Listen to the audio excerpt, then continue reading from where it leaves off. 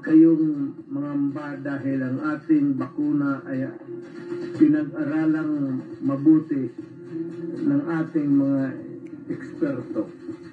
Ito ay garantisadong di kalidad, ligtas, at higit sa lahat, epektibo at mabubuhay ka. Hindi mamili kayo. Magpabakuna kayo o ipakulong ko kayo sa silda. Pero pag hindi ayaw ninyo, ipa-aresto ko kayo. Magpabakuna ka. Otherwise, I will order all the barangay captains to have a tally of the people who refuse to be vaccinated. Ayan po yung turok-turok ng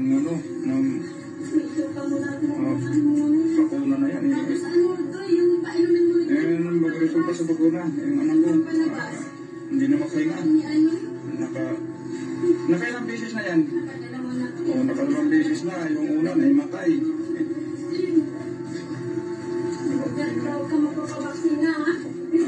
Resulta sa vaccine na yan.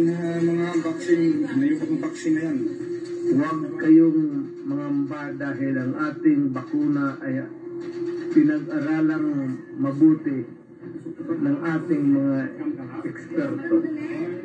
Ito ay garantisadong di kalidad, ligtas, at higit sa lahat, epektibo at mabubuhay ka.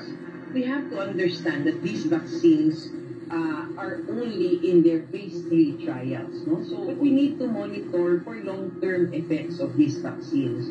We need to monitor for long-term effects of these vaccines.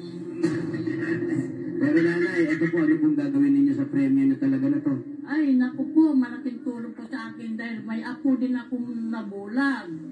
20 years old na po siya. Ano nangyari? Umuwi po siya sa amin, ang sabi niya, Lola, dito muna ako dahil magpa-inject ako vaccine. Kasi kung hindi daw vaccinated sila, hindi siya makabalik ng trabaho. Unang vaccine, yung mata niya ang isa.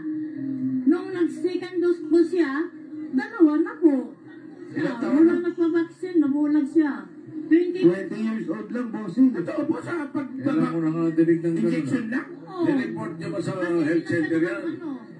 Nireport niyo raw ba? Hindi po.